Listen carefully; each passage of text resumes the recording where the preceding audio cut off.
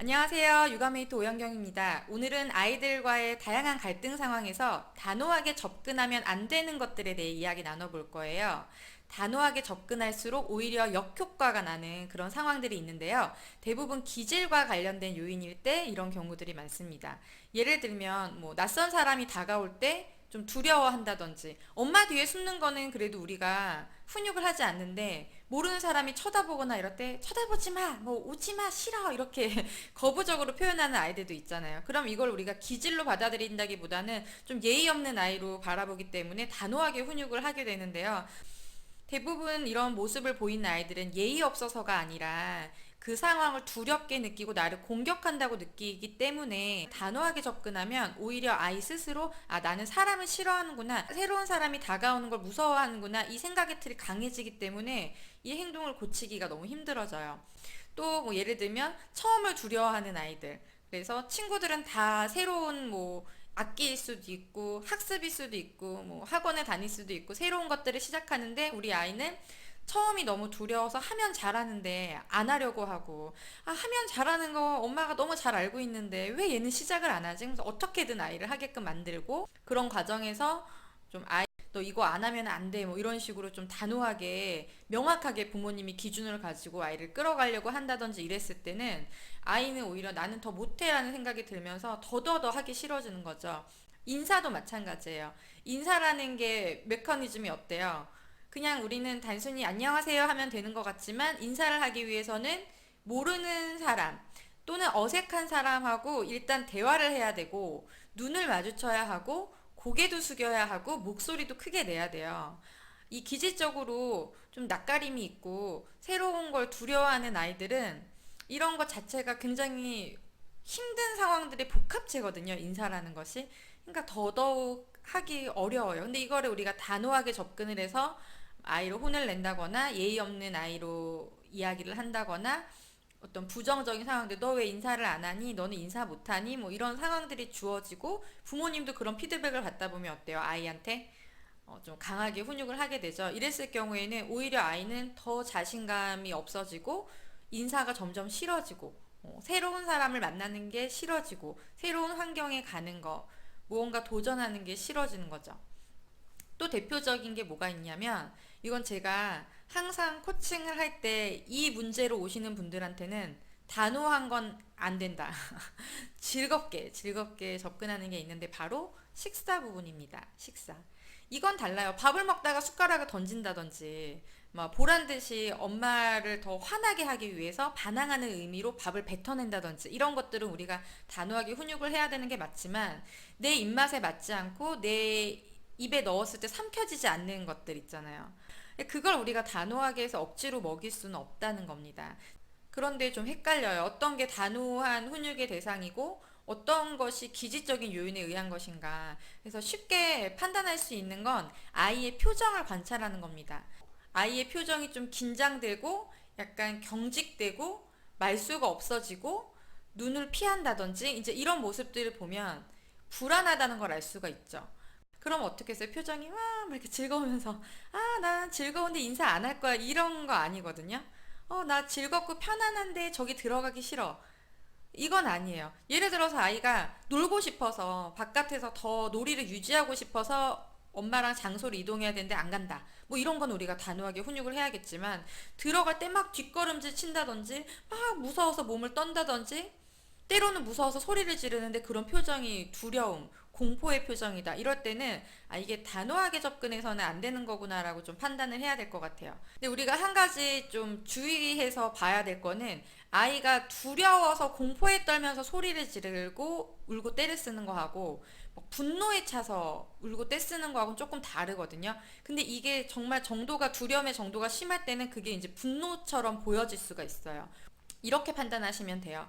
우리 아이가 평상시에 A라는 행동을 하고 있는데 엄마가 B라는 행동을 제안했을 때도 이렇게 때를 쓰면서 막 화를 내면서 우는 아이인가? 그게 아닌데 어떤 특정 상황에서 들어가려고 하거나 뭔가 부모님이 아이한테 이야기할 때 극심하게 이렇게 반응을 한다면, 이거는 기질적인 요인이다. 아이가 뭔가 부모님이 느끼지 못하는, 부모님이 캐치하지 못하는 다른 부분에서 두려움을 느끼고 있다라고 보면서 이걸 단호하게 접근하는 것이 아니라 다른 방법으로 접근을 해야 됩니다. 그러면 우리가 어떻게 접근을 해야 될까요?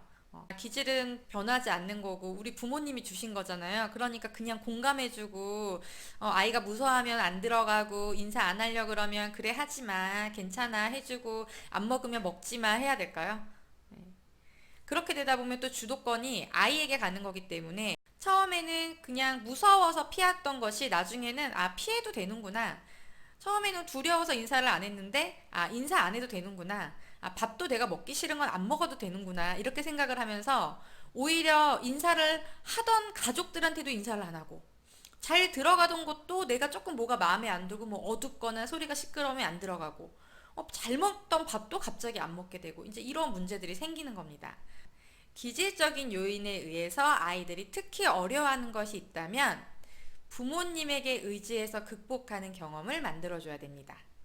인사를 어려워하는 아이라면 친구들이랑 인사하는 거, 아이가 좀 편안하게 생각하는 거, 도저히 사람하고는 인사하는 게 어려워. 그러면 인형들하고 인사하는 거, 아이가 좋아하는 뭐 물건이랑 인사하는 거, 이런 거부터 시작을 해서 인사라는 것 자체의 성공의 경험을 만들어줘야 되는 거고, 어두운 곳을 두려워한다면 잠깐이지만 그 어두운 곳을 지나갔다는 거, 내가 한번 들어갔다는 거, 여기에 맞춰서 집중해서 상호작용을 해줘야 돼요. 제가 지난번에 올린 생각의 틀 만들기도 이제 여기에 해당되는 부분들인데요. 그럼 밥을 안 먹는 거, 좀 특정 음식을 안 먹는 아이들도 사실은 그 음식을 조금밖에 안 먹었지만 많이 먹은 것처럼 이런 것들을 만들어줘야 돼요. 자, 그리고 여기서 중요한 건 뭐냐면 괜찮아라는 메시지를 주시면 안 돼요. 이상하죠? 괜찮아라는 메시지를 주면 안 돼요. 왜냐면 아이는 안 괜찮거든요, 지금. 안 괜찮다는 걸 우리가 알고 있기 때문에 그 마음에 공감을 해주면서 상호작용을 해줘야 됩니다. 괜찮아, 여기 무서운 거 아니야, 이런 것이 아니라 어떻게 피할 수 있는지를 알려주셔야 돼요. 엄마 옆에 붙어. 엄마가 귀 가려줄게. 엄마가 눈 가려줄게. 안 보이지? 여기 빨리 지나가자. 이런 식으로 엄마에게 의지해서, 부모님에게 의지해서 지금 두려워하는 그 상황을 빨리 피할 수 있도록 도와주는 거예요. 그렇게 해서 피하고 나면 아까 무서웠지, 무서웠어, 여기에 집중하지 않고 엄마랑 같이 지나온 거, 여기 들어갔다 온 거야? 헉, 나오니까 아무 일도 안 생겼네? 그래서 아이 입장에서는 그냥 내가 이곳을 지나왔구나, 들어갔구나, 그런데 생각보다 별다른 일이 생기지 않았네? 나도 할 수 있지 않을까라는 생각이 들 수 있게끔 해서 성공의 경험을 만들어주는 거죠. 이거 기질적인 요인이 크기 때문에 한두 번만으로 해결이 어려워요. 부모님의 권위가 높고 부모님이 평상시에도 아이가 이렇게 어려워하는 것들이 있을 때 잘 해결해주고 이런 역할들을 하셨다면 조금 더 쉽게 아이가 극복할 수 있습니다. 기질은 바뀌지가 않습니다. 하지만 그런 걸 극복할 수 있게 우리가 도와주는 거죠. 발현되는 것을 어떻게 발현되느냐, 아주 극심하게 발현되느냐, 아니면 아이가 참고 좀 견디고 지나칠 수 있느냐, 이렇게 우리가 이제 바꿔줄 수가 있는 거예요.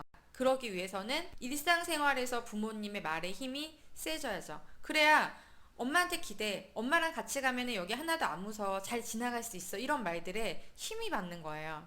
평상시에는 아이에게 주도권이 있고 엄마가 다 해달라는 대로 해주고 훈육도 잘 안 되고 뭐 어찌 보면 훈육할 일이 없을 수도 있고요. 그렇게 생활을 하다가 아이가 두려워할 때 부모님한테 의지를 해야 되는데 의지를 하냐고요. 의지가 안 되는 거예요. 같이 그냥 나랑 동급인 거죠. 내가 무서울 때 기대야 되는데 기댈 수가 없어요. 그러니까 처음부터 아예 그것을 시도조차 안 하려고 하는 모습을 보인다는 겁니다. 그래서 항상 제가 다른 주제로 영상을 올리지만 똑같아요. 평상시에 부모님의 권위를 높이고 말의 힘을 높이는 것이 떼쓰는 아이들에게도 필요하지만 이렇게 기질적으로 두려워하는 아이들에게 꼭 단호함이 아니더라도 엄마한테 아빠한테 의지할 수 있게끔 만들어주는 데 있어서도 부모님의 이런 말의 힘이 굉장히 중요하다는 겁니다.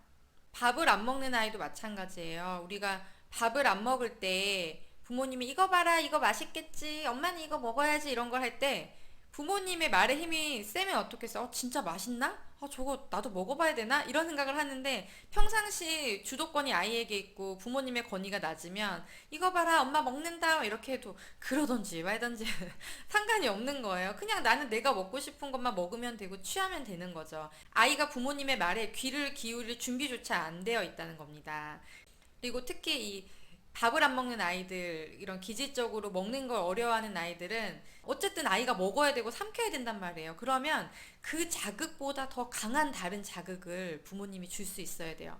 아이가 어두워서 무서운 거는 뭐 눈을 가려주거나 아니면 피하게끔 하면 되는데 아이가 느끼는 그 식감을 우리가 대신 뭐 어떻게 입안을 바꿔줄 수가 없는 거잖아요. 결국에는 아이가 이거를 할 수 있게끔 해야 되는데 이때 단호하게 우리가 접근하면 어떤 상호작용들을 할까요? 먹어야 돼. 이거 먹어. 이걸 먹어야 뭘 할 수 있어. 자꾸 먹는 행동에 집중하게 된단 말이에요. 그러면 아이는 먹는 것에 집중하기 때문에 그 먹는 식감, 미각, 여기가 더 활성화가 되겠죠. 그래서 먹는 걸 고치기 위해서는 다른 자극들이 많이 주어져야 돼요. 아이가 먹는 것만 집중하는 게 아니라 엄마의 소리, 엄마의 표정 이런 것들에 모든 다른 감각들이 열렸을 때 이 지금 아이의 예민한 미각이 덜 자극된다는 거죠. 예, 그래서 부모님이 단호하게 해서 먹는 것에서 자꾸 얘기를 하는 것이 아니라 이거 봐라 엄마 먹는다 엄마 소리 들어볼까 맛있어 뭐 이런 것들을 하면서 아이가 시각적으로도 자극을 받고 청각에 있어서도 자극을 받고 계속 이런 즐거움을 다른 곳에서 느끼게 해줬을 때 먹은지도 모르게 먹을 수가 있는 거예요. 예, 먹은지도 모르게 먹어야 되거든요. 그 즐거운 분위기로 아이가 먹을 수 있어야 됩니다. 특히 어리면 어릴수록 이 방법은 잘 통해요. 근데 우리 아이가 조금만 더 이제 한 6, 7세 넘어가면 뭐 분위기만 바꿔준다고 해서 아이들이 먹진 않죠. 어떤 동기부여가 되는 거고 이거는 제가 다른 영상에서도 누누이 말씀드렸는데 행동 수정을 할 때 6세 넘어가면서 7세 학령기 들어가게 되면 아이 스스로 동기부여가 되어야 한다라고 이야기를 말씀을 드렸거든요. 식사도 마찬가지예요. 아이 스스로 먹어볼 수 있게끔 먹고자 하는 마음이 들게끔 메뉴에 있어서도 선택권을 많이 줘야 되고 뭐 양을 정하는 거 이런 것들도 많은 선택권을 줘야 하고 아이가 좋아하는 것 위주로 주면서 아이가 성공의 경험을 할 수 있도록 해줘야 됩니다. 조금 그 연령에 따라서는 접근 방법이 달라요. 식사에 대해서 궁금해하신 분들이 많은 걸로 알고 있는데 제가 영상도 만들 거고 8월이나 9월 중에는 식사 관련해서 특강을 한번 하려고 해요. 이게 영상으로는 좀 한계가 있어요. 그리고 제가 많은 식사 관련해서 부모님들 코칭했던 경험들을 그런 노하우들을 오프라인에서 좀 이제 공개를 할 건데 어쨌든 그때도 가장 중요하게 다루는 포인트가 뭐냐면 단호하게 해서는 안 된다. 즐겁게 해야 된다.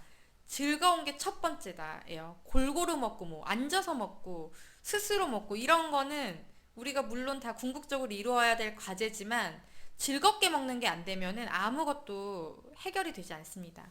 그럼 즐겁다는 거는 다양한 감각적인 자극을 줘야 되는 거고 특히 미각에 예민한 아이들이기 때문에 거기에만 집중되지 않도록 내가 부드러운 거가 거북해서 못 먹는데 그거를 먹으라고 한다고 못 먹는다는 거예요. 내가 어렸을 때부터 안 먹어본 거를 지금 부모님들한테 먹으라고 하면은 먹을 수 있어요. 먹어볼 수는 있겠죠. 내가 이걸 안 먹으면 저 사람들이 날 평가를 어떻게 할까? 이게 뭐야? 내 내적 동기에 의해서 내가 먹어야 할 이유가 있을 때 먹는 거잖아요. 그쵸? 자존심 상해. 나 이거 먹어볼래. 다른 사람 다 먹는데 나는 왜 못 먹어? 이것도 마찬가지로 내가 내 내적인 동기가 자극됐을 때 먹는다는 거예요. 그럼 아이들한테 그런 동기를 만들어 주던지 아니면 그 감각 자체를 좀 다른 감각들 중에 하나로 너무 집중되지 않게끔 우리 어머님들 밥 먹을 때 아이랑 같이 먹으면 어때요? 음미하면서 먹을 수 있나요? 그 맛을 못 느껴요. 우리 코로 들어가는지 입으로 들어가는지 모른다는 얘기를 많이 하잖아요. 그런 것처럼 우리가 뭐 만들어주는 거예요. 어쨌든 먹게끔 만들어줘야 되는 거죠. 그러기 위해서는 반응들이 중요한 거고 단호하게 하면 할수록 먹는 거는 아이가 미각에 집중할 수밖에 없다는 겁니다. 단호하게 하면 할수록 내가 싫어하는 냄새를 더 맡게 된다는 거예요. 그래서 이런 부분들을 좀 피해줘야 돼요. 제가 기질적인 이유로 어려워하는 것들은 지금 단호하게 접근을 하면 안 된다고 했는데요. 그럼에도 불구하고 단호하게 해야 될 때는 옵니다.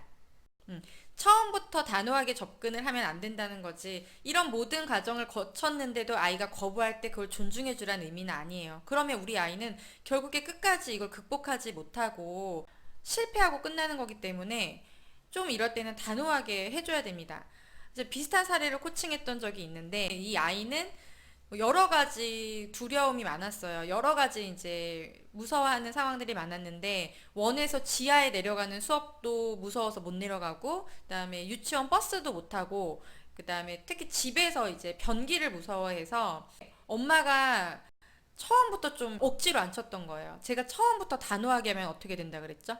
역효과가 난다 그랬죠. 이 아이도 그랬던 거예요. 더 막 아이가 이제 불안함에 떨면서 너무 무서워하는 모습을 보이니까 엄마가 이렇게 해서는 안 되겠다. 그래서 그 다음부터는 그냥 아기 변기에 계속 쉬를 하게 한 거예요. 근데 처음에는 어른 변기만 무서워했는데 아이가 이제 이거를 허용해 줬단 말이에요. 어른 변기 안 하고 아기 변기 하는 걸. 그러다 보니까 화장실도 무서워해. 점점. 그래서 손 씻는 것도 저한테 왔을 때는 싱크대에서 계속 손을 씻는 거예요. 화장실에 못 들어가서. 그래서 우선은 우리가 변기는 무서운 게 아니야 라는 걸 계속 이제 미리 이야기 나누기를 통해서 평상시에 알려주고 또 놀이로서 아기들은 쉬가 요만큼 나오니까 아기 변기 해야 되지만 언니들은 쉬가 많이 나오니까 큰 변기에 해야 돼. 이런 것들을 당장 아이에게 시키진 않으면서 계속 이제 가치를 준 거예요. 우선 싱크대에서 손 씻는 거는 해결을 했어요.